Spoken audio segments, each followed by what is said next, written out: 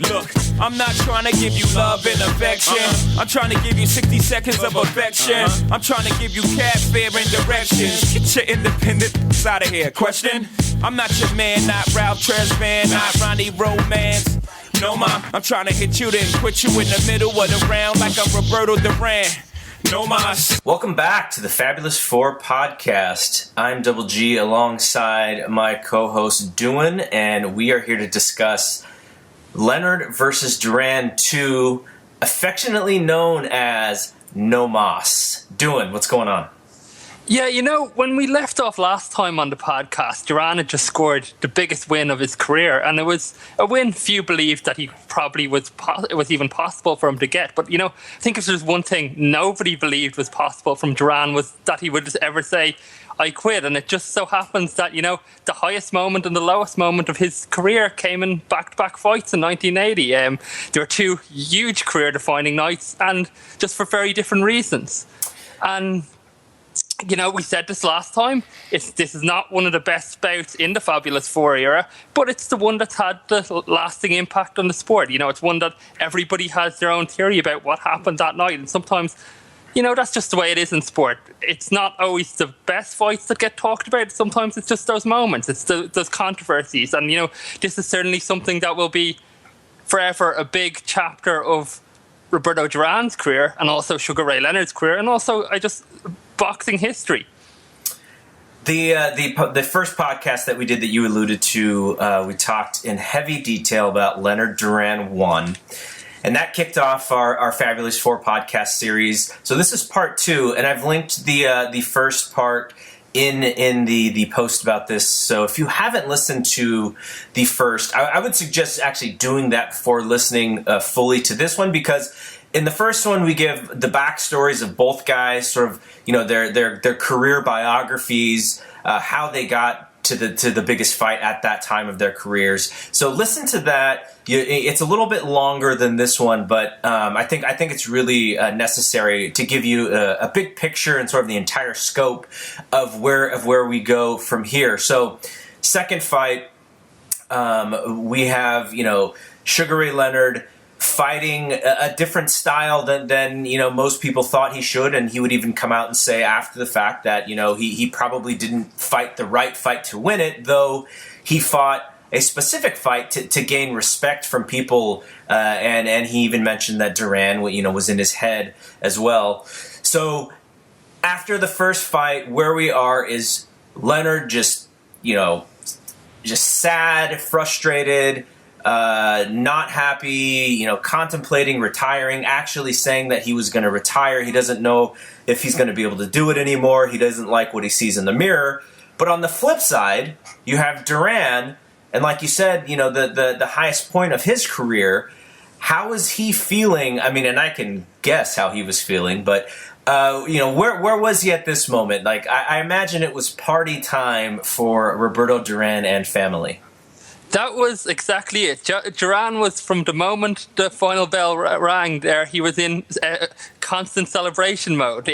You know, Roberto's own words on the situation was he spent the time partying and getting fat, you know. You can see, like, one thing I just wanted to make mention of before we really dive into this is, you know, I wanted to draw people's attention to the great ESPN documentary, The 30 for 30. You know, that's available to watch up on YouTube. All you have to do is search for the title. It's really easy to find. And if it's something, if you have interest in the story and you haven't seen it yet, it's something you should definitely look out for, because it just gives you a great insight from all the key people in this fight, from the fighters, the referee, the promoters, everybody who was involved in making this matchup. And there's great archive footage also of the trainers, Angelo Dundee and Ray Arcel. And just something that, like, if you're into this story, it's, like, crucial for the full understanding of it. But you know, in that documentary, you know, it shows Duran's homecoming in Panama. And, you know, it was called the biggest celebration in Panamanian history. You know, they said 700,000 people greeted him on the street. And you just see footage of it. And, you know, his airplane is just, when it lands, it's being mobbed. Like, the fans have crashed over the security barriers, and they're just closing in on the plane. And they're just, like, Duran's coming out. He's he's over the moon. He's being celebrated as this national hero, and he dedicates the title win to the people of Panama. And the day is then from that point on dedicated as Roberto Duran Day. So he was on cloud 9 coming off that, and he just went off from there onwards to an unending partying lifestyle. And we talked in the first fight that Ray had a lot of hangers on in his entourage who were just using him as an ATM. Well, a lot of those disappeared after Ray lost, but with Duran, he was out there partying, he was paying for everything for everyone, and he was just getting surrounded by these type of people all the time. And his eyes was very much off the ball in terms of boxing. And on the Leonard side, he writes about this in his book. Just everywhere it's talked about is that he goes on vacation with his wife, and the idea is that she doesn't. I'm sure the wife of a boxer is fine with the husband not getting beat up or not getting hit. Even though that was really the first time that Ray had been given any sort of damage whatsoever. And Ray was just contemplating what the next steps were. And as the story goes, pretty much by the first day of their vacation, he went on a jog on the beach, and at that point decided that he needed to get back in there and he couldn't retire. And he talked about just looking in the mirror and shadow boxing and figuring out that these blemishes, the swelling on my face, the ears from Roberto constantly grabbing him or rubbing the gloves on the ears, which caused the cauliflower ear, which he never wanted to have because Ray Leonard wanted to be the pretty boxer, the handsome boxer, and all that stuff subsided. And he thought, okay, I'm going to do this fight again. And it's funny because, you go from one low actually of, I'm going to retire, this is it, I can't deal with this anymore. And then just one day later to, the competitor that he is, he's just like, no, I got to do it again. And, it wasn't all harmony in his camp either, because, he would actually disassociate himself with Dave Jacobs because, Leonard immediately wanted the fight Duran again. He wanted the rematch to be his next fight, and Jacobs didn't want him to fight Duran immediately. He wanted, to get some tune-up bouts, and I'm going to guess. I haven't really seen, I haven't really read, or maybe I don't remember reading what Jacobs' reasoning was. My guessing is that, he thought Duran was a dangerous guy. And he thought that, maybe there were some lessons that they still needed to learn or to work out in order to beat Duran. And, the flip side is that, like you had mentioned, Duran's out there partying and he's having a great time and he's drinking and he's getting fat and he's eating. And from a timing standpoint, to get Duran back into the ring in the very next fight as quickly as possible was actually a brilliant strategy. Because you go from your highest win and celebrating, and while that was happening, Leonard's running on the beach and he's getting in shape and he's staying pretty much within his fighting weight, and he's ready to go. Whereas Duran's probably not ready to go. Now from Duran's side, when the fight. When he was given the opportunity to make his biggest payday with the Leonard Duran Part 2, was there any worry about taking that fight, the sequel, so quickly? Yeah, there was, but just to go back over a couple of things you mentioned there, when Ray was thinking over his career, a lot of people would probably look at that a bit cynically and say, oh, he was never really considering retiring. But, you have to remember with Ray, he was the guy who his goal in boxing was to win a gold medal. He never had his heart 100% on going pro. And then when he did and he'd won, world title, he'd probably achieved most of what he wanted to achieve in the sport. But what happened really with Ray was, I think he just started to hear those whispers, and they started to get through to him. It was like, what if you fought your fight? What if you didn't fight Duran's fight? What if you boxed a little bit more? And I think he just kind of set the fire in him again, and he started thinking, this is a fight that definitely I can win if the rematch is made. So, as you said, he cancelled his holiday, came back home and got into training. He got on the phone to Mike Trainer, and he said, make sure to get this rematch on and get it on as soon as possible. And as you said, again, it was tactically, it was a brilliant move from everybody in the Leonard camp, because, Ray was getting ready for the fight and Duran was still in celebration mode. And, one guy who you mentioned who really backed Ray in this was Dundee. Like, he said, this is the right fight to make. We need to go back in there. Ray will win it this time.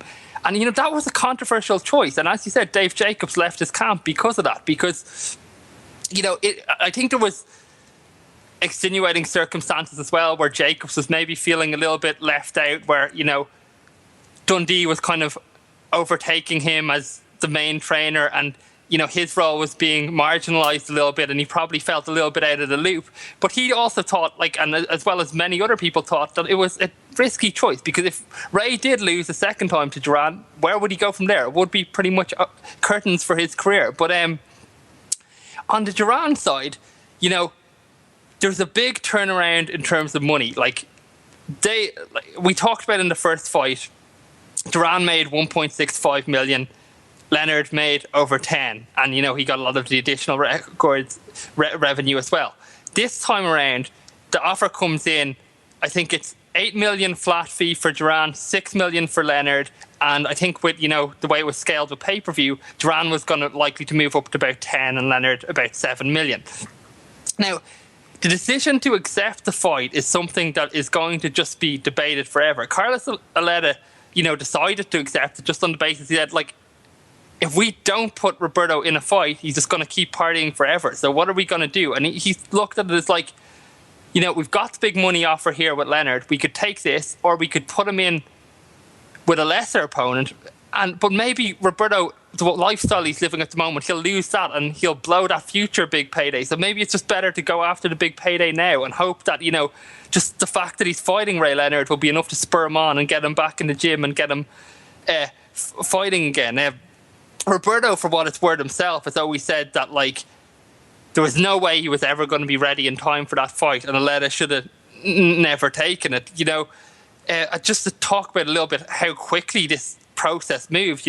That first fight was at the end of June in 1980. The rematch had been signed by September, and they were in the ring by November 25th. So it's only five months. It's not a lot of time for Duran to enjoy his celebration and then get back down to business. And we talked about it in the first episode of this podcast, that Duran was prone to possibly over celebrating. The first loss he had in his career against Esteban de Jesus, it was shortly after he'd won his first world title against Ken Buchanan. He went off and celebrated too hard, and he got turned over by De Jesus because he wasn't properly prepared. So maybe people in his camp should have looked at that as evidence of there being a precedent with Duran, and maybe they should have, looked to taking a little bit more time and moving him slower back towards this rematch. Mm-hmm.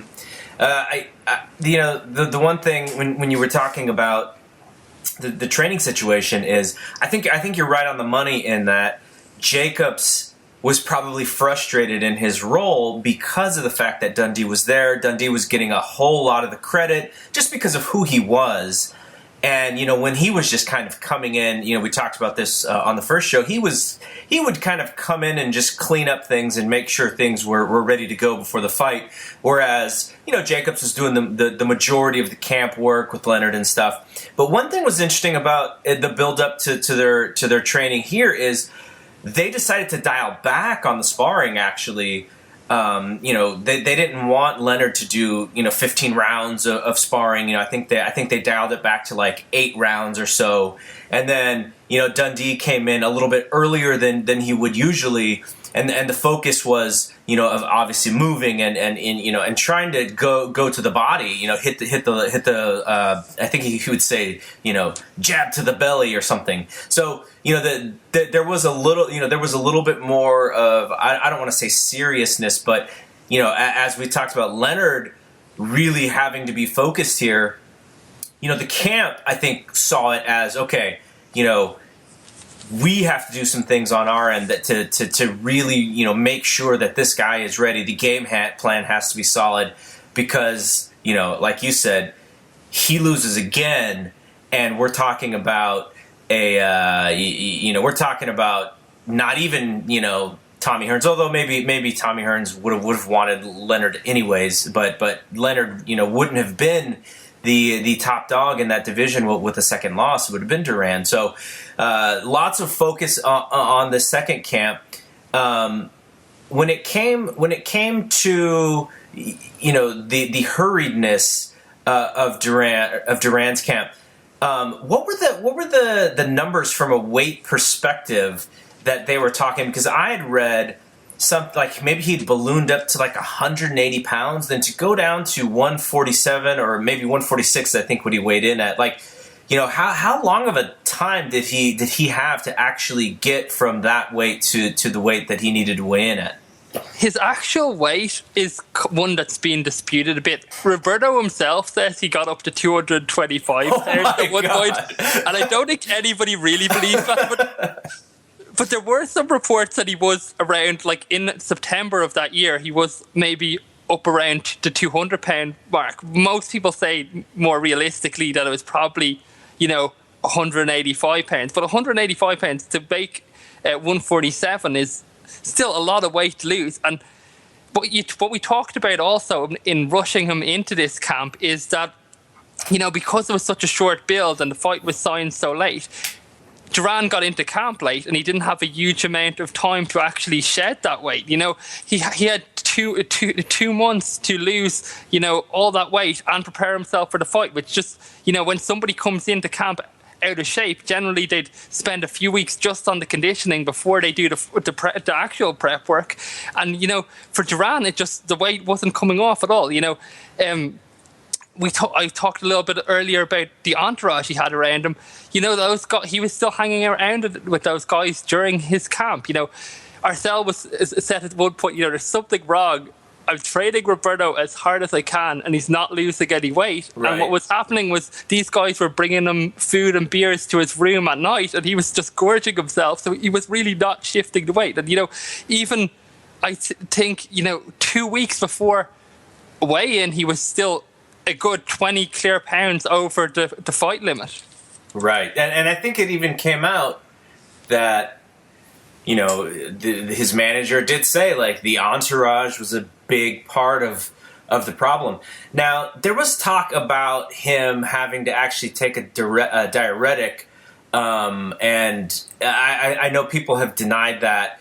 But how much of that do you think that was actually true, that he was having to take stuff to lose the water weight? I think Duran himself has put it down to he's took a diuretic. Like, his two kind of big excuses are, obviously the food thing, that, he overate when he was hungry, and he has this kind of story about drinking hot coffee very quickly and then washing it down with cold water and it upsetting his stomach. And then on top of that, he took the diuretic, which, drained him further, and he just felt miserable and lifeless going out to the ring. Whether that's true or not, I guess Roberto's probably the only one who actually knows. Yeah, like I mean, it's a good. I get all of this stuff is good for the story, like. That's what makes this fight so historic and infamous and everything. But I think what is lost in this story, because of how the way that the fight ended, it's not like Leonard blitzed this guy, right? Like Duran was probably not winning this fight when he quit, but he was clearly in the fight. And so I guess, the thing that gets lost because of all the negative talk about, obviously, the quitting, which is like the worst thing you could ever do, but the story, leading up to everything about him just not fighting and not being in shape and blah, blah, blah, blah, blah. I guess when you look back, you're like, wow, if Roberto had just taken care of himself, this fight could have been a lot different, but I guess that's that's all part of everything. Now, the focus of both guys is sort of a bit of a polar opposite. Is there anything else on the Duran side that you wanted to bring up before we got into actually the lead up into the fight, or the fight itself, actually? Well, just last time we talked a little bit about his motivation, and just because he refiled Leonard, he was pumped up for the fight and he was ready to go. And, even though he didn't like training, we talked about that as well, that Ray was somebody who loved the gym. He was just born into it, and every opportunity he could, he would be working on something to make himself better, where Roberto actually just hated training, but he needed the motivating factor. And for him in the first fight, that was Ray. And this time, that fire just wasn't there at all. He wasn't eager at training at all. And a lot of time when people said he was training, it was just really to amuse the people in his entourage. And, they were having a lot of trouble getting him out of bed in the morning. They were having a lot of trouble getting him, motivated and inspiring. And he just didn't have the same fire coming around this time as he did second time. On the Ray side, Ray was really starting to believe that he had this guy's number this time. And I think all the mistakes he made in preparation first time, where he didn't really tailor the camp that much to Duran, I think he put that right this time. You talked about them cutting down the sparring. One of the things I heard also was they brought in fighters that were more of a fit to what Duran was going to try and do. They brought in guys who'd been DQ'd in fights, guys who are renowned dirty fighters, and they encouraged them to just go reckless and rough in those sparring sessions. And if they had to use their heads and their elbows and their shoulders and their arms and whatever else to try get to Leonard, so be it. And Ray obviously had a really rough time of it in the early going, but by the time he was firing on all cylinders, he'd come up with a way to just keep them off him, so none of those guys could even lay a finger on him. And that was obviously perfect prep for what Duran was going to do, especially a version of Roberto that was less than 100% and didn't have the energy in his tank to really press Ray the way he had the first time around. So we get to the weigh-in, and we talked about Duran having to get down from a very high number on the morning of the fight. At least from some of the things I've read, he was a pound over. So he had to try and dry out, and like you said, he was having trouble doing that. But he did actually come in 2 pounds, 1 pound under the limit. Ray had no trouble with the weight cut. He didn't really have to drop a lot of weight naturally. So the story is that Duran, makes the weight, and immediately afterward, he drinks, the large thermos of, I guess what would be beef broth or whatever, right? And then some tea, and then he has some fruit. I think it's an orange. And then later in the day, 2 large T-bone steaks, French fries, 4 large glasses of orange juice, 2 glasses of water, and a cup of tea. And then for dinner, he ate another half of a steak and drank some tea. Now, people listening to this may think holy cow, no wonder he, maybe he didn't feel good during the fight because if he ate, all of that food to sort of rehydrate himself and because he was probably starving also, having to cut all the weight. But from what I've read, that was sort of the usual thing with him. That's kind of just how he did it. Well, there was speculation on the day of the fight, actually, that both guys that were having difficulty coming in, because people had seen Leonard, jogging jogging on the morning of the weigh-in, and that was a sign that maybe he was having difficulty shedding the weight. But it seemed like that wasn't the case at all. For whatever reason, Ray was out there just getting in his final prep work. And, Duran had been seen training for weeks in, rubber suits and things like that, just trying to sweat off any weight that he could. And he did come in that 1 pound under, but it was quite obvious to everybody looking at him that, he'd probably done the weight the wrong way. Angelo Dundee immediately jumped on it when he saw him guzzling down the beef broth after weighing. He told Leonard, this guy's dehydrated. You're just going to have to jump on him and make him work. And, and as you said, his pre-fight meal, it's kind of become one of these like legendary stories, like when you hear of Andre the Giant going into a restaurant and just eating tables and tables of food. It's one of those type of things, and there's a million different versions of what he actually ate. But Roberto himself actually just said that, he didn't. It wasn't that he ate a load of different stuff. He just ate, like he said, he always claims that he ate boxer food, like he ate a steak and he had some baked potatoes, but he just was so hungry that he ate a lot of it. And he really blames the thing of, the hot and cold liquids, one after the other, quickly just gulping them down for having upset his stomach. There's different takes on whether, like, Duran was actually feeling a little bit sick before the fight, or, did he not say that to anyone? His longtime trainer, Plomo, has always maintained that Duran had said to him, like, after weigh-ins and before they even went to the ring, that he was feeling weak and drained. And a lot of other people, like most of the other people in the camp, had no idea. Arcel or Freddie Brown, they had no idea that there was anything wrong with Duran if there was something to be said after, eating all of what he did. And so they book the Superdome for this fight, and as we know, the Superdome holds upwards of 70,000 seats or whatever. And for this fight, the crowd in of itself had to have been a bit of a disappointment. I know, what do you know about sort of the gate and the attendance and sort of the expectations of what coming off of that big fight? Okay, this is something we didn't talk about on the first episode of the podcast, but like it's something that is kind of historically relevant, I suppose, and that is, the gate receipts for these two fights, which were really underwhelming. King it was Don King who had the rights to the rematch, and he created a bidding war between the Astrodome in Houston and the Superdome in Louisiana by just playing up this small offer he had from Caesar's Palace. I don't think it was anything significant, but he got them bidding against each other, and New Orleans ended up paying like $17.5 million to win the rights to stage the show. Now, like the first time for Leonard Duran won, the paid attendance in Montreal was 46,195, and that was with 32,000 empty seats.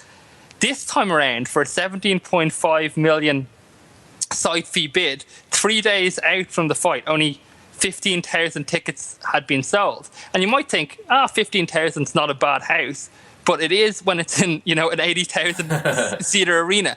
On fight night, the estimate is that there was about like 20,000 people in the arena, so it was like only a quarter full. So these fights, being hugely historically significant and making a lot of money for nearly everybody involved, the one group that didn't make money for them was people who overpaid for, like the arenas that overpaid to host them. The people involved in this one took an absolute bath on that 17.5 million they paid to King, and I think it was, they were called the Hyatt Corporation, and they never ended up promoting another boxing event again after that. But ringside tickets on the night were ranged between 500 and 1,000, and they sold closed circuit TV for $35 to $50 in 345 theaters. So it wasn't a big draw at the gate, despite being such a historically significant fight. Why do you think that is? Do you think that it has anything to do with the heavyweights and Ali just being, a few years prior, and the general public not accepting of the smaller weights as far as the big time box office attractions? Or do you think the visions of what they could do with Sugar Ray Leonard, that early in his career, were just too grandiose for what the actual reality was? I think it was a few things. Well, one of them was certainly that the promoters didn't really care because to promote the arena business, because they had got their money from the people who paid them their side fee. And, for this one, as we said, the build-up started late. It was a quick build to the show. They didn't have a huge amount of time. And I think the corporation involved didn't really know how to sell a big box fight. On top of that, the fight was held on Thanksgiving weekend, which, not a great day exactly. It was exactly for walk-up business. So there was a lot of things going against them. And I think just ultimately, the Hyde Corporation were in over their head in what they'd taken on. So the card, I think I've seen the attendance at 25,000 and the gate at 3 million, but the closed circuit receipts did fairly well, and so the number that's out there is that the entire fight did 38 million. So if Duran got 7, or Duran got 8, and Leonard got 7 guaranteed, and maybe they get a little bit more based on when all the receipts were counted up, that's a pretty good payday. So we get to the fight. What I found interesting is Leonard's still the favorite. So even after losing the first fight, at least to the public and to Vegas, or maybe Leonard was just so popular that people were gonna put money on him anyways, but the belief was possibly that Leonard, fighting his style of fight, would be able to beat Duran. Does that surprise you that he was a favorite? Not a huge amount, because I think the general consensus was Ray lost the fight the first time by playing Roberto's game, and even in that it was a pretty close fight. So I think a lot of people probably saw it as a small adjustment could make a big difference. And in terms of Ray's preparation for the fight, I think the reports were very strong with Ray. I think there was a lot of worries about Duran. The thing, as we said, about the weight, Duran had shown up on the Ali Holmes broadcast. I think he was doing some guest commentary or something on that, or, he's being interviewed. And that was, I think, in October, ahead of a November fight, and he was clearly way above fighting weight and still in party mode. And I think after Holmes beat Ali, he said something like, "Now I'm the greatest boxer of this era," or something like that, and it really rubbed a lot of people the wrong way. So I think Roberto didn't really cover himself in glory in the build up to this one. It's kind of like in the Duran Leonard fight when Benitez comes in and they ask him for his opinion, and he's like, "Oh, I'll beat both of them." They're like, "No, we want to know what you think's going to happen in this fight." Okay, so an interesting tidbit that I always found, just I don't know what I think of it, but it's kind of a cute part of this story, is that Ray Charles, who Sugar Ray Leonard is named after, is singing "America the Beautiful" right before the fight. And if you've heard Ray Charles sing this song, it's absolutely the best version. It's staggering. So according to Ray, in his book, now I found this to be not the case, probably, because I think a lot of the things that Ray says in his book are simply to make the story a little bit better. But he said that after, he said that, when he heard Ray Charles singing, he knew he knew he was going to win this fight. He used it as inspiration. But he also said that Ray Charles, or maybe he walked over to Ray Charles something, and Ray Charles basically told him, to whip Duran's ass or something to that point, and that gave, Leonard a little bit more, to the inspiration and to beat Duran. I don't know if that's true. I would guess that it's not true, because I haven't read that anywhere else except for in Ray's book. But I guess it is kind of like a fun tidbit to the story to make it, even more legendary than it is. He does say that again in the 30 for 30 special as well. He did mention that story as well. But yeah, as you said, he was named after Ray Charles, and I think it did give him some extra motivation going into there, because you could just see that the pre-fight this time was totally different than the first fight. The first time, he was very anxious, and and Leonard walking to the ring again, he was anxious. But when he stepped through the ropes this time, he seemed to just be in the zone. And when Ray came over, when Ray Charles was introduced to him, he was laughing and smiling, and he was totally relaxed and ready. And on the other hand, if you look at Duran this time, he just looks lost during introductions. He looks probably a decade older facially, just from whatever he's done to himself to make the weight. And, the fire isn't there at all. He's just timidly going through the motions, and he's surrounded by a ton of people. And you can tell that one man's mind is on the game and the other one's really isn't. Right. So what we're going to do is, because this fight is not very long at all, and I think just the fight in of itself tells a great story, and it just the differences from this fight and the first fight.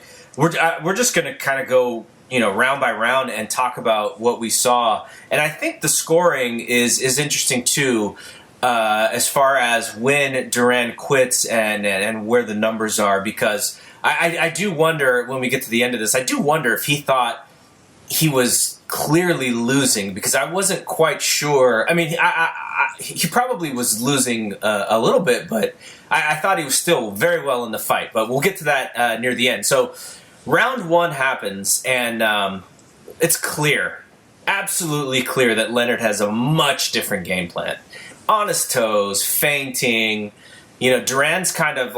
Duran's reacting to all these feints, and so it stops him from just bulldozing Leonard and coming straight in. And it actually makes Duran look a bit off balanced.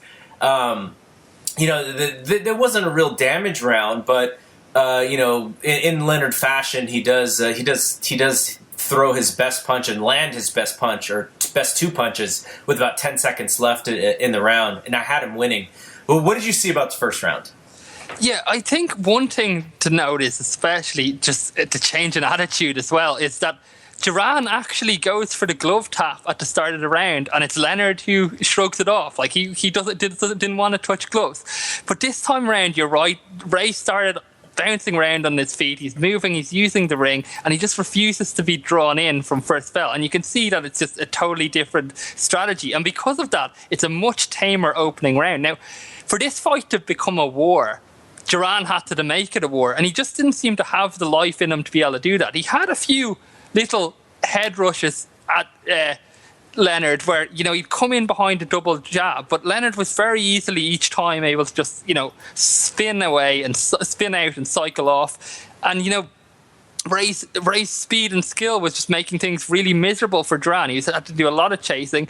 And, by the end of the first round, as you said, Leonard was already bringing in that power hand. He was using, his lead jab as a measure, and he'd bring the right hand in behind it. And that just shows that, how confident he was, that he was willing to take big risks that early in the fight, because he thought he had Duran's number. And I, of course, did give him that first round. So round two, what I saw is that Duran's able to close a little bit better and kind of be a little bit more physical, get inside. But in the clinch, he didn't have that same strength advantage or confidence advantage. He was like trying to lock in on the clinch and maybe be a little aggressive within the clinch. And then Leonard just throws a nasty it's a lightning fast uppercut, and that allows him to get out. And he also there was some sharp counters with the right hand.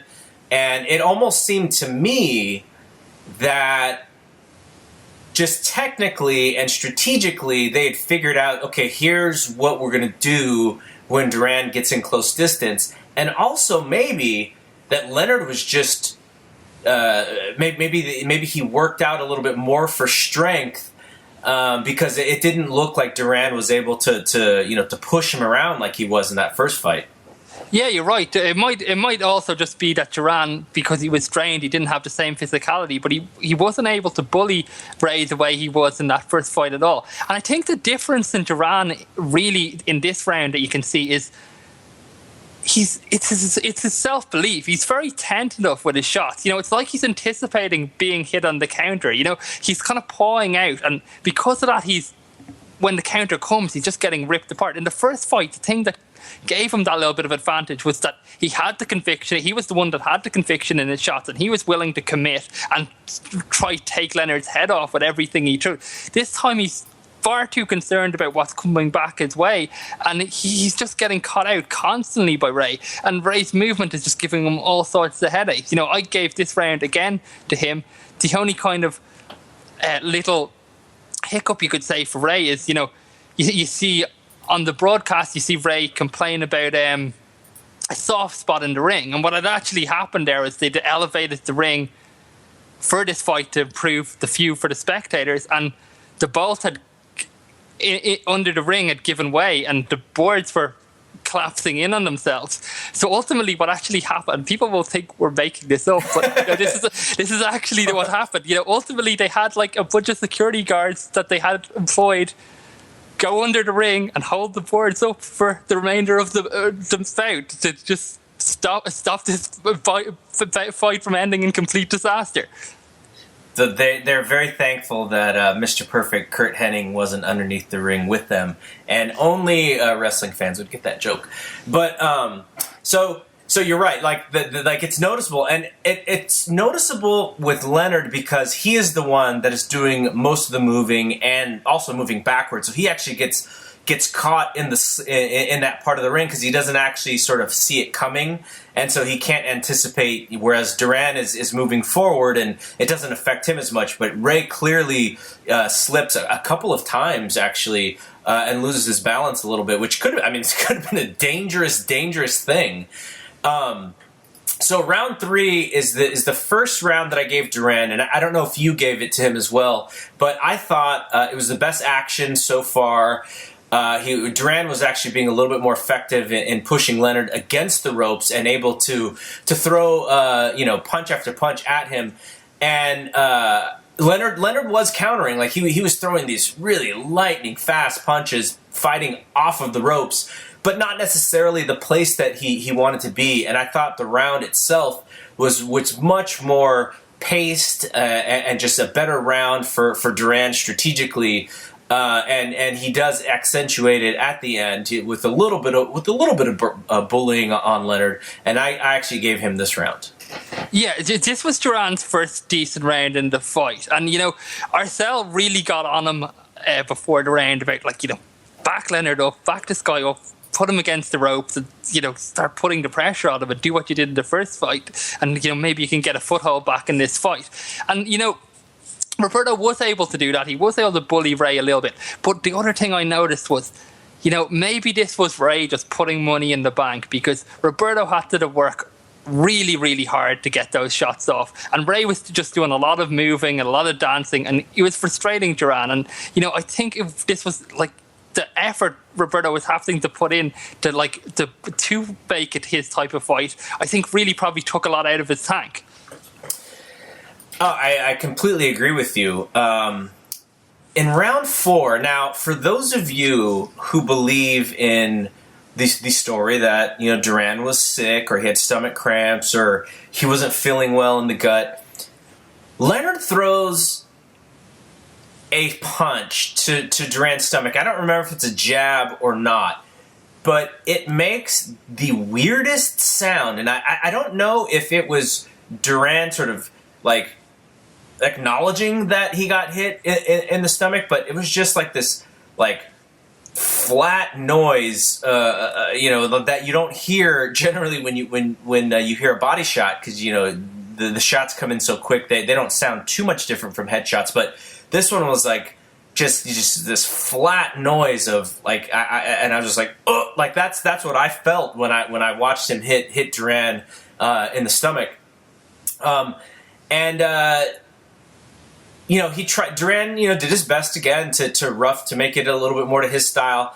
But what's interesting here is, I don't know if he felt a little bit of sense of urgency or not, but he started to throw some bigger punches and miss a little bit more wildly than normal. And Duran's the more active fighter, as far as throwing punches, not as far as landing. He probably threw 10 to 15 more punches per round in this fight than Ray did, but was not connecting very well. And, so he's overthrowing. It just looks bad when you see Duran just miss these wild shots, and Leonard is clearly out of dodge, clearly seeing them coming. He was actually, who he reminded me of, and in this round specifically is, someone like Floyd Mayweather, who throws just the most perfect counter right hand, and that's what I saw from Leonard this round. Just seeing what was coming. Duran doesn't really have a shot at hitting him, and he's just setting up this counter right hand and banging away with it. Yeah, what was interesting about this round, I thought, was, it was more the type of round Duran would want, but Leonard, I think, won the round. There's a lot of inside fighting, but Leonard was, the one getting the better of it because, as you said, he was always just first on the trigger. And, Duran was bullying him back and trying to pressure him and make this in close fight. But, just because Ray was that bit quicker and he was so precise and accurate, he was the one being able to land cleanly all the time. And Duran was just swinging at these big shots and missing and hitting air. And you've got to think that as well, was above anything, was probably just killing his cardio. So for round 5, I'm not sure who you gave this round to, but it's clear, listening to Howard Cosell call this round, that he wanted Leonard to win so badly. Any shot that Leonard landed cleanly, Cosell was, just making it seem even more effective than it really was. And he did that a lot of times in this round, but I do think that this was the second round that I would give to Duran. Like you said from the prior round, it was more, these last 2 rounds were more his style, just getting Leonard to fight inside. But I thought he was able to lull Leonard in a little bit, maybe a false sense of security for Leonard because he was doing so well in these close exchanges that. But I thought Duran got the better of the close exchanges in this round. Yeah, I agree with you. I thought this was kind of a round of 2 halves, really. In the early part, Ray was out jabbing him, but there was this big kind of tussle in the middle of the ring at one point, and Duran sort of tackled Leonard to the canvas, and after that it just kind of broke down into more of a brawling, sprawling type of round, and that really favoured Roberto in this latter half. And I thought, maybe that he had a really good last maybe 30 seconds to a minute, which probably just about clinched him his second round for me. Round 6, I thought was really close. I don't even know who I would have given the round to, but I thought it was the closest round of the fight. This is also where Leonard is having a lot of trouble with the spot in the ring. That's the problem part of the ring. And I think Duran felt really comfortable fighting the way that he wanted, but he was also getting tagged with counters from Leonard. So I mean, I don't know who I get. Sometimes when I get rounds like this, I just go 10-10, but I didn't really think either guy had an effective case for, clearly winning the round. Who did you give this one to? I gave this one to Ray, and I thought this was, a big turning point round just because, as we said, it was starting to turn into Duran's type of fight.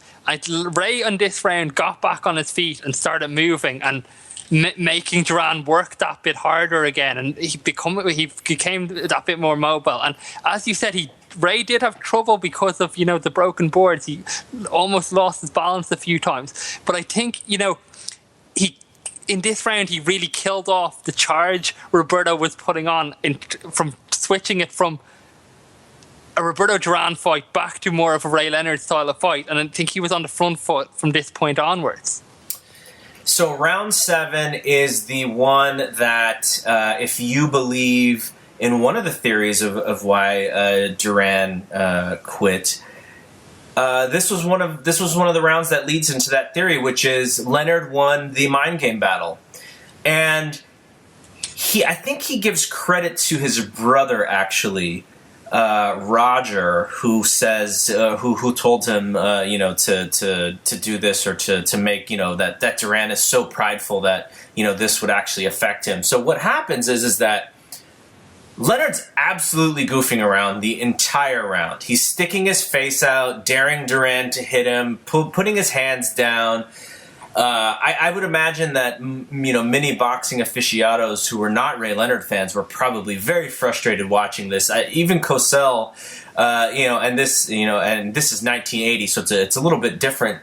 But Cosell is just who is like the biggest Leonard fan. He's just like berating Leonard for being so foolish, and Leonard is able to use his speed along with the goofing around to make Duran look really, really bad.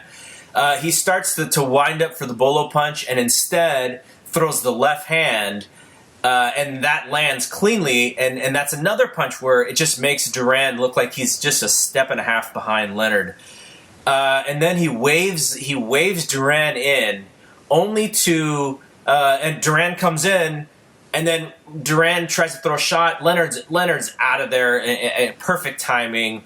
Duran just looks absolutely frustrated. He's trying to smile through all of this stuff, but if you believe that this was the point in the fight where Duran just mentally quit, like watching this round, I would believe that. Yeah, I thought this round was the beginning of the end for Roberto. Like, he's completely blown up at this point, and now he's also getting embarrassed and beaten up, and people are laughing at him because he's just having so much difficulty dealing with Ray's clowning. And Ray, for the first 90 seconds of this round, did pretty much nothing. He didn't really even throw punches. He just made Duran miss and made things awkward, and it just made Roberto really, really angry. And when his anger was at boiling point, that's when Ray just ramped it up even further, and then he started to come back with the shots as well. And as you said, he threw all these kind of crazy showboating type shots, the bolos, and all these weird types of wind up shots and combos. And like, there's one point at the end of the round where he throws maybe 10 or 12 punches non-stop, and just pretty much every one of them lands. And you're right, Cosell was really getting on his case, and Cosell was echoing what a lot of fans who were watching were thinking. It's just like, it's that old kind of saying about you don't poke a mean dog with a sharp stick. Like, they were thinking, he's going to get killed. He's just driving Duran mad. This is the last thing he wants to do. But, in most situations, they probably would have been right. But, I think this is the one case where Ray knew better than them, because this is where he got in Duran's head. And I think it's those tactics that actually won him the fight in the end. Rocky III is one of my very favorite movies. It's not a cinematic masterpiece, but I just think it's brilliant storytelling. And I don't know if you obviously remember, you've seen this movie a bunch of times, I'm assuming too. But when Balboa fights Clubber Lang in the rematch, and they're in round 3. Balboa does a version of this, which is what Ray does, so 2 years prior, and a version of Ali Foreman, where Ali is just letting Foreman waste away and get tired and throwing these big shots and just letting his body absorb them. Like, he does a combination of both in this third round against Clubber Lang. And, Stallone being a big boxing fan, and a lot of the stories and sort of the ways that he built the Rocky Balboa character were taken completely from actual boxing matches. So that's what this round reminded me of, is when Stallone is putting his hand on Clubber Lang's head and going, come on, come in, hit me again. Like, it's a combination of Ali and Sugar Ray to a T. So that made me smile, because I was immediately thinking back of Rocky III. So at the beginning of round 8, the version of this fight that I watched, they cut out a lot of the, which I was assuming would be commercials. They cut out a lot of the in between round stuff, and you catch for a split second the ice pack that they had was on Duran's belly. And so I caught it really quickly, and I went, wow, like that's kind of interesting. And then they get up, and the referee makes them wipe down Roberto's chest and belly because it's obviously wet. Did you catch that? And do you know if they were doing that for more than just that round? I did not notice that, actually. That's something that I'm going to have to look back on in the replay, and I don't know if they did that in other rounds either. Yeah, that's the one of the few times where I wish that I saw the actual corner stuff, because I was like, wow, like that's I haven't really heard anybody even say anything about that either. So it was just something that stood out to me. But in round 8. You would think that maybe Leonard would start goofing off again because he did such a good job of it in the prior round, but he doesn't. He's back to being serious. He almost has even more confidence in round 8. He's kind of walking a little taller, chest is out a little bit, and near the end of the round, he's the one that's kind of pressing Roberto a little bit. Like, he's not moving backwards and side to side as much. He's kind of walking towards him, almost walking him down in a sense.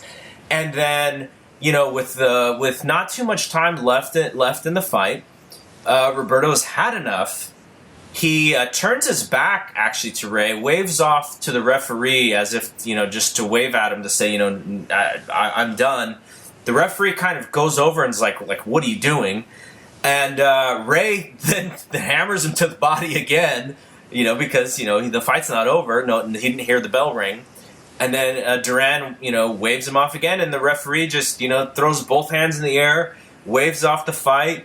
You see an ecstatic Sugar Ray Leonard. He had just conquered the one demon in his boxing career.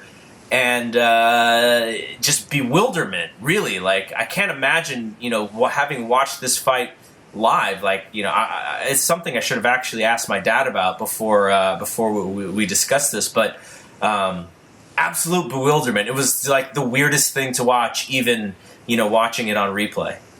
Yeah, and just again, Ray lets Duran do a lot of the work in the early going in this round and expend a lot of the energy just chasing ghosts. And then he turns up the heat again in the second half. And what he was doing was he was just letting Duran come in on him and close him down. And once he would get close, he'd just tee off with these perfect counters every time and just rip Duran apart. And then, as you said, as we got late into the round, Ray started really becoming the bully, and he was backing Duran up. And, then with about 30 seconds left, Duran decided to call it quits. It's a very strange one, because if you look back at that round, the damage, there wasn't a huge amount of damage. Like, in terms of big, hard shots that Ray landed, there wasn't a huge amount of them in that round. I think this just happened to be the breaking point for Roberto. It had all been building to this, and, he was just tired and frustrated and worn out, and he just got sick of chasing after Ray, because like the last exchange, I think it was just more kind of something they were tussling against the ropes, and then when the referee split them, Duran just kind of shrugged it off, and the ref didn't know what to do. So as you said, he waved them back in to fight on, and Duran obviously again just reiterated that he didn't want to fight anymore. And one thing that another kind of interesting tidbit is, like, after the bout has been called, Roger Leonard jumps in the ring, and he's shouting, "He quit on you, Ray," and all this stuff.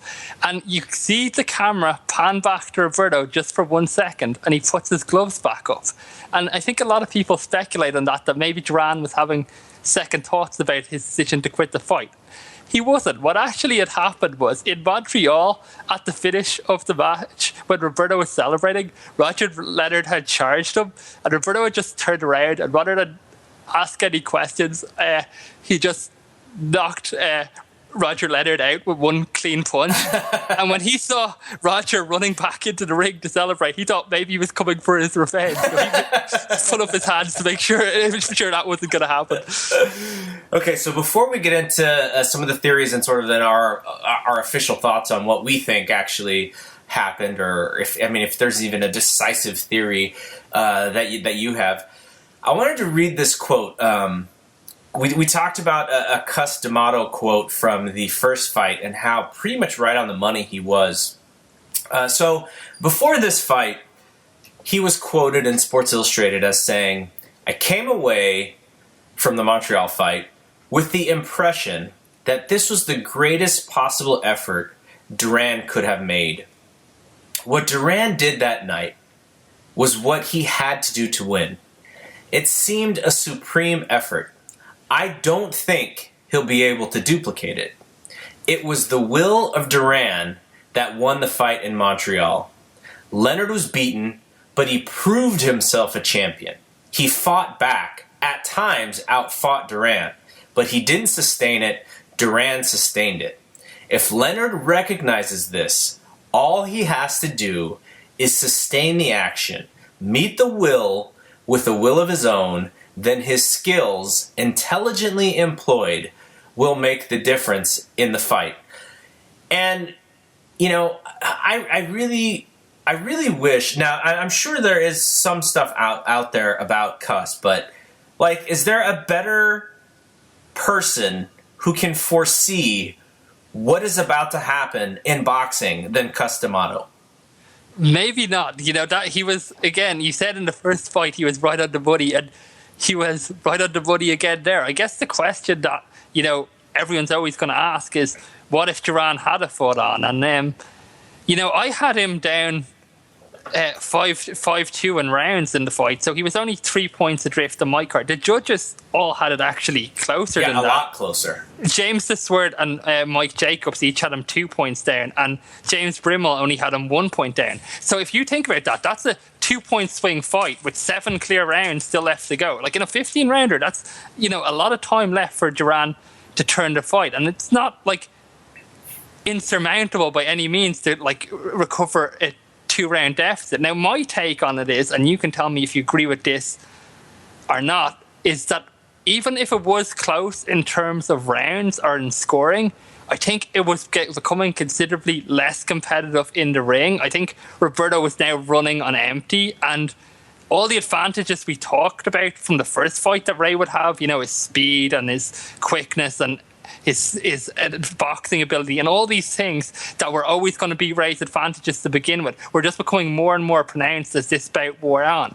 And I think, you know, whatever happened, the bout was gone for Duran. I think, you know, those last 2 rounds, Ray had just completely taken over, and what was going to either happen was Ray would find the big shot and close the show, or we would have seen a lot more rounds like, you know, those last 2 where Duran was plodding after him and just getting picked apart at will until, you know, Ray eventually won a wide decision. So I thought the result was academic at that point, even though it was still a close fight at the time of the quit. Yeah, I agree with you. Leonard was absolutely the better prepared fighter. Duran was slowing down a lot. And, you know, I do believe it was simply the training bit. Now, you know, the stomach cramps thing is something there, I think, as a reason for Duran to give, you know, as an explanation or as an excuse, because, you know, even his, you know, his manager, you know, he's continued to say that it was not a stomach cramps issue. He said, you know, he told, here's a quote from him, from Carlos. He said, Duran exploded at that moment, not realizing what he was doing. He was so angry because Sugar Ray was making fun of him. So at that instance, in the 8th round, he said, to hell with this fellow. He's making fun of me and I'm not going to fight anymore. Stomach cramps, maybe that's true, maybe it's not. But Duran didn't quit because of stomach cramps. He quit because he was embarrassed. I know this. Roberto was crying after the fight when I took him to the hospital for a checkup. In the car, he said to me, I'm ashamed of myself. I should have never done that. That is not me. I am not proud of myself. So I feel like the stomach cramps thing, more excuse than reality. Though, if you're a fighter who knows that you're not, you know, you're barely halfway through this fight, you're not well trained, you're probably, not going to last. You may possibly get beat up by this man who you were supposed to be twice the man of. And, if you get put away by Sugar Ray Leonard, maybe his thinking was, it is better for me to have an excuse and to go out on my terms than it is, to go out because he's kicking my ass. Yeah, well, what happened at the finish is something also that's quite disputed. Roberto has always maintained that he never actually said no mas and that Cosell just made that up. And the direct quote from the ref, Octavio Moran, was he said that what Duran said initially in Spanish was, "I don't want to fight with this clown anymore." And then when he waved them back in and asked Duran to fight on, that's when Duran said, "No mas, no mas." And obviously Cosell picked up on that, and that was the phrase that would live on in infamy. As far as what Aletta said, Aletta also said that Duran didn't use the phrase "no mas." He had to said the quote about he just like Aletta said, he heard Duran say, "I'm not fighting this clown anymore," and Carlos just got up and said, "Well, you have to," and Duran just shrugged it off and didn't want to know about it.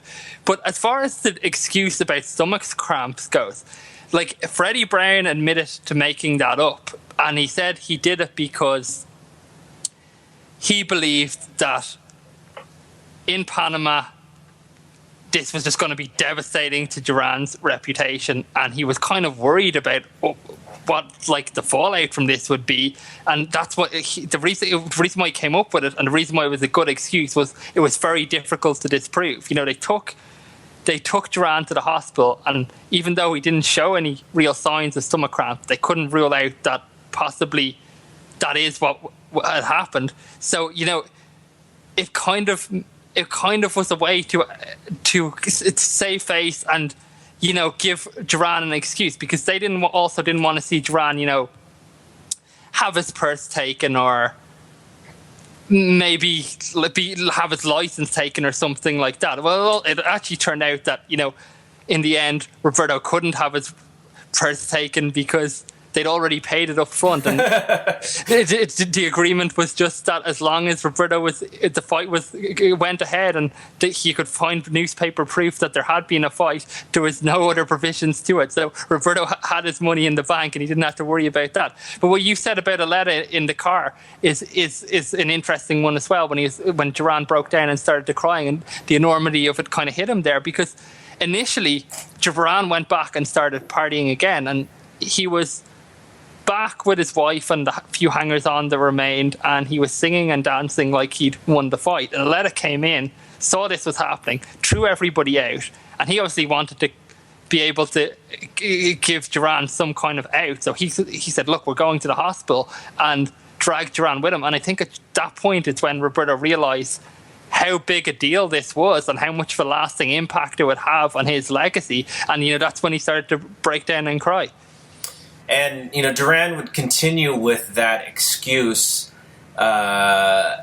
He was quoted as saying in magazine International Boxing in June of 1981, and he said, "I actually wanted to stop the fight in the 5th because my whole body was feeling paralyzed because I had these stomach cramps. I felt slow and tired, and I wasn't sweating, and I wasn't breathing enough. In the 8th round, I felt I could have fainted if I continued." Now, That sounds like maybe the flu rather than stomach cramps, but that was his story at that moment. The big publication at that time, obviously that I've been quoting from, is Sports Illustrated, and the fight. Let's see, what was the. It was called "The Big Bellyache." Was written by William Knack in the week later of Sports Illustrated. So he was trying to come up with some things about what he thought about the fight itself. And I will grab something from that. Let's see if I can find it here. Okay, so let me see here. Oh, okay, so here's the quote.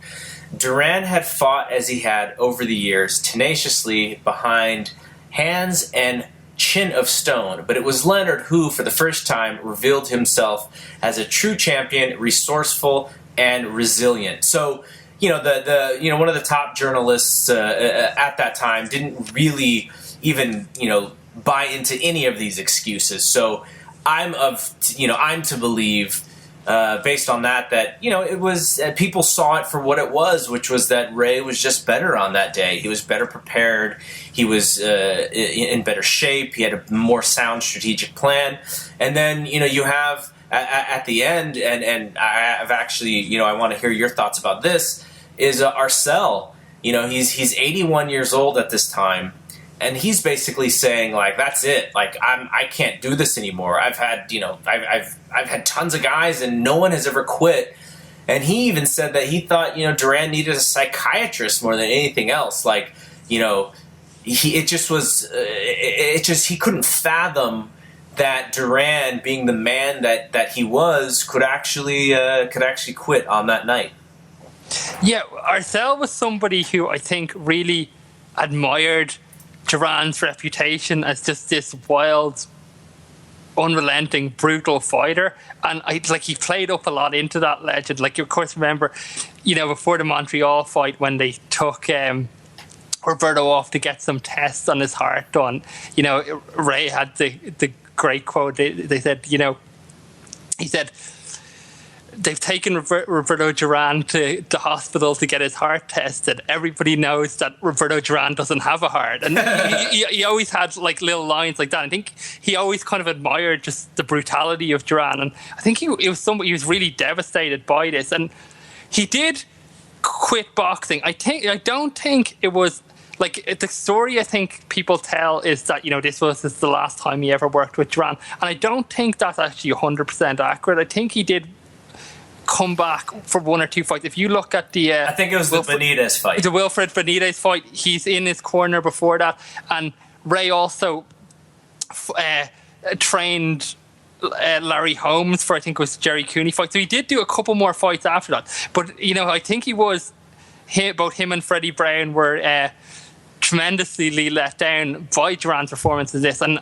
I think his quote at the time was something like, if somebody told me and Freddie that this guy would quit on us, I'd spit in their eye. Duran never, that would just never happen. So, it's something that, my thought on the matter is, it wasn't a snap judgment from Duran, because he had that opportunity when after he quit initially, he had that opportunity when the ref waved him back on to fight on. So it was something that he'd obviously committed in his mind to, that he was getting out of the fight. But when I look at it, I look at Duran, I think this is a guy who's never quit before and he's never quit since. Quitting really just wasn't in his vocabulary. This is the guy who fought in 5 different decades. He had 119 bouts, and his career went on to 2002. The only thing that actually did stop him boxing in the end was a car accident, which that just prohibited him from fighting on. That was the only thing that could really take him out of the sport. So, and if you look at some of his other defeats from that, like in a Tommy Hearns fight where he just really went out on his shield, even though he was taking a beating, there was never any signs of this happening before or since. And to me, that kind of suggests that, it wasn't the physical beating, it was more the mental thing. And I think just after being for so long seen as this intimidating force, the fact that Leonard was just clowning around with him, and the fact that he had so little left in the tank that he could do nothing to stop it, and just people were laughing at him. He knew that was the direction the fight was going to take from that point on. I think that is the reason, if anything, that he quit. That he had gone from being the bully to the bullied, and I think he just didn't know how to deal with it. How did his home country welcome him back? Not too well, to be honest.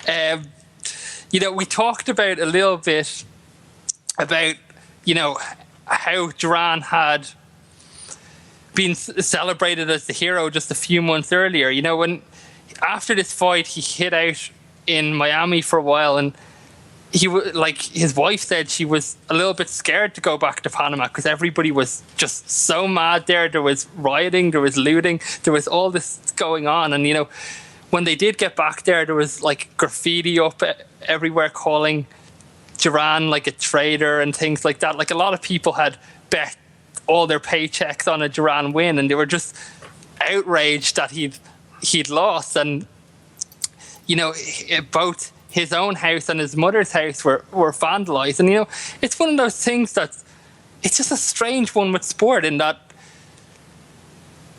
people like are happy to celebrate, you know, the sporting icons when they're on top, but just one small slip up like this, or even if you could look at it as a big slip up, and, you know, they go from just being disappointed to really turning on a guy. And, you know, I think that's the thing that probably disappointed Duran more than anything. You know, he said, you know, all the hangers-on abandoned him. The only people who were still around him were his wife, his kids, and, you know, one or two long-time friends. They were the only people who stuck by him through this like difficult period.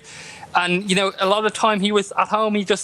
When he was at home in Panama, he just didn't want to leave the house because he knew if he went outside, you know, people would be taking cheap shots at him, and he was just, you know, really, really upset about it. And I think the thing above all else was that his country had turned his back on him, and he was so proud of, you know, being the representative that he was for them and being seen as a hero. I think that really, you know, hurt Roberto a lot, and it's kind of it's very sad way to look at it. You know, there was a prominent Panamanian journalist at the time who talked about, you know, just asking people to look at all the good things that Roberto Duran had done in his career. And we talked about them on the first show, from his great run at lightweight, just the unbelievable victory against Leonard.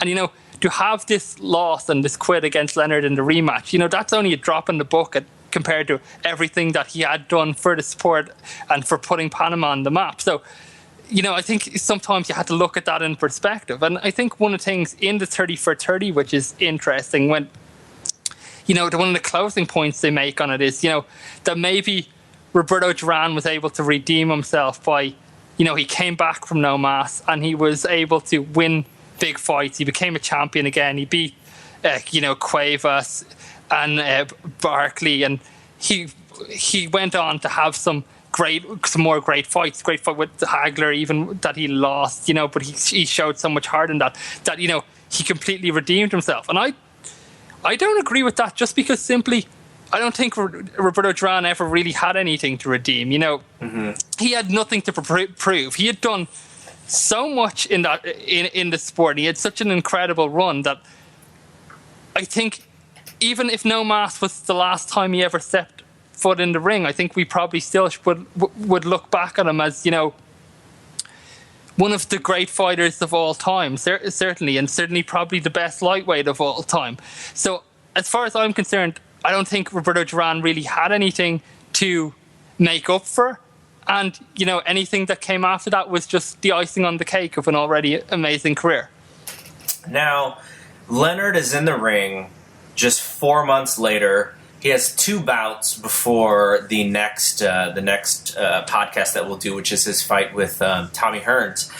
But Duran, I think he contemplated retirement, or maybe he just said that to kind of, you know, make a statement about what had happened. But he takes about 9 months to actually get back in the ring. But oddly, at least unless this record is wrong, he goes. He fights twice, 2 months in a row, actually, and wins 2 unanimous decisions, which, from everything I've read, were kind of just unspectacular wins on his end. Before he jumps back into it with Wilfred Benitez. Did he say why he stayed away from so long? Was it just sort of the aftermath of everything that happened? Yeah, I think he just didn't want to be in the public eye for a while. You know, I think he was still just coping with what happened. And, you know, Roberto is an interesting character in that, in himself, he's always said that, you know, he doesn't regret the no mass at all, and that, you know, he just couldn't fight on, and he would make the same decision 1,000 times over. But I don't know if I 100% believe that, because it's had such a lasting impact on him, and it's obviously something that's hurt him, because whenever it's brought up, he says, oh, it doesn't bother me. People say no mass, no mass. I just kind of laugh it off. But you can tell he's clearly getting agitated by it when he's talking about it. And he was really, when Ray brought it up in the 30 for 30 doc, he was very tense and he was very uncomfortable talking about it. So it's something I don't think he has ever actually truly been able to own and get over 100%. I think it's something that does hang over him. And I think if, he did have the chance, regardless of what he says, if he had the chance to rerun that fight, I don't think he would have made that decision again. The ending of the 30 for 30 documentary, or actually, I mean, the entire documentary is really about Leonard going to Duran to get his answer this one last time.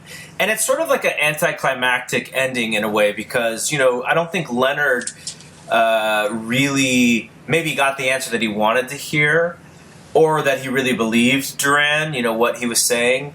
But I wonder, we talk about how this affected Duran.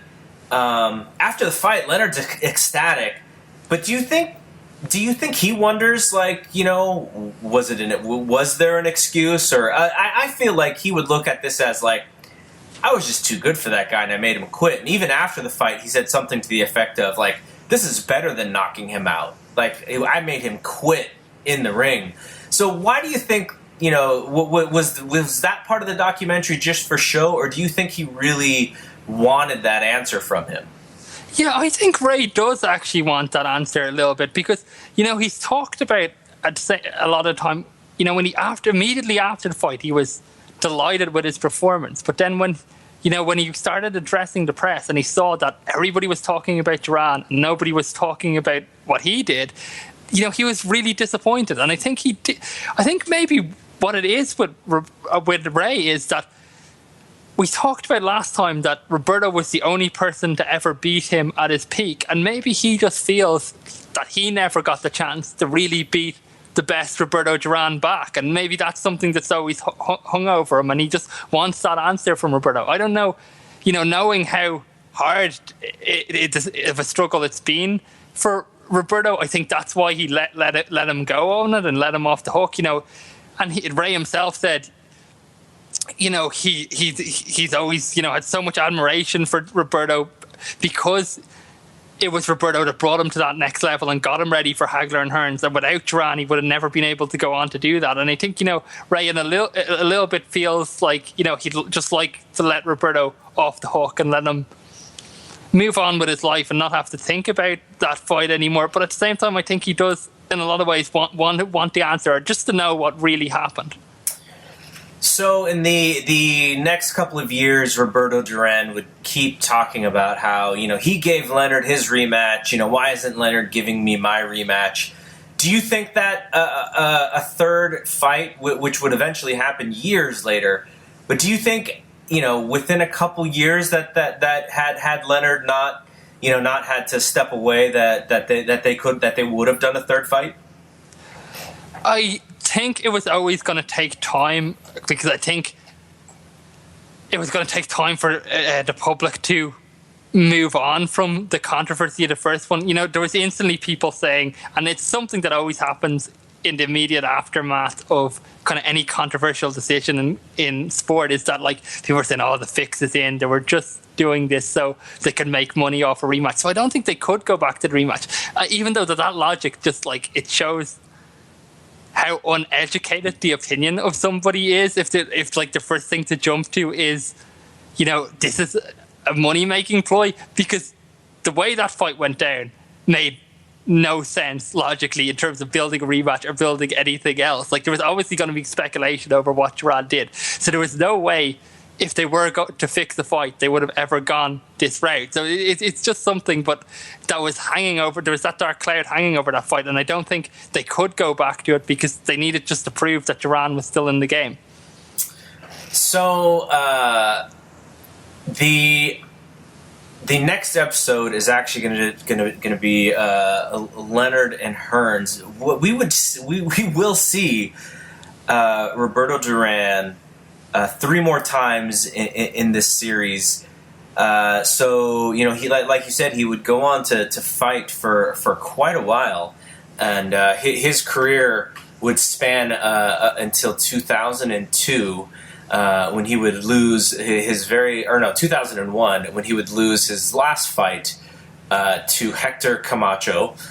103-16, like you said, just an amazing career, and yet what many people remember most about him is this fight.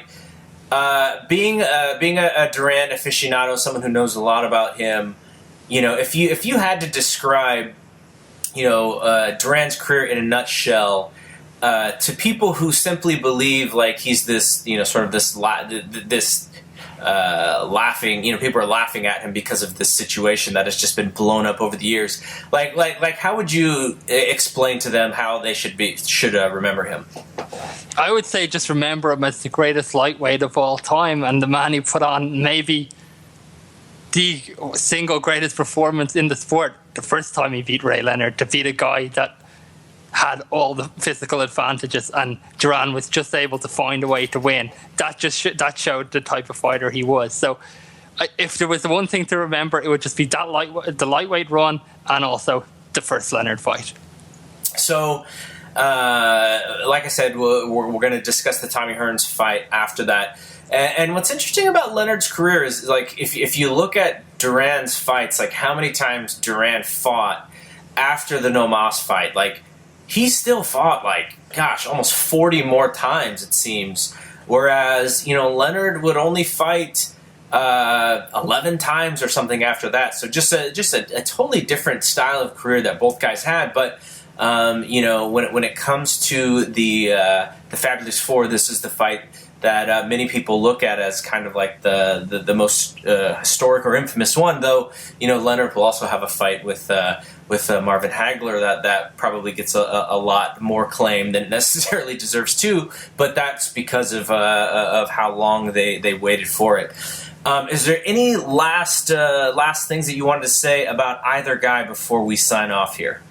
No, I just say we'll be moving on now to the next stage of the Fabulous Four, and not everybody was impressed by Ray Leonard's performance that night. It was controversial, and one man who was certainly disappointed in that Leonard would resort to taunting and showboating the way he did was the youngest of our four kings, and in 1980, when Leonard and Duran fought twice that year, the Fighter of the Year was actually that man, and that is, of course, the Motor City Cobra, Tommy Hitman Hearns.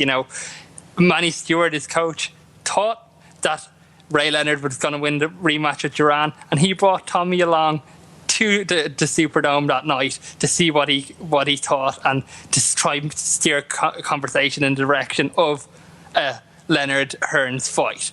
And needless to say, Tommy wasn't all that impressed with what he saw from Ray that night. And, we're moving on next time to September 1981, and it's Caesars with Ray Leonard and Tommy Hearns, their first fight. And just as a small prelude to that fight, is this the best action fight of the entire series? Maybe it's either between that and Hagler Hearns, I think. I think if you're going to say probably the most dramatic fight and probably the most dramatic finish of the whole series. Yeah, I would agree with you. For a short fight, Hagler and Hearns is just absolutely historic, and everyone remembers it. Not as many people remember this one, I don't think. Also because of just sort of the time of the fight, but.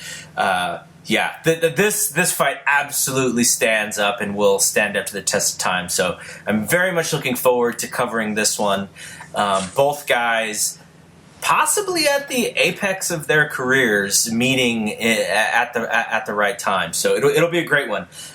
So for Duan, I'm Double G, the Fabulous Four podcast. Episode 2, we will see you for episode 3. See you when we see you. Peace out.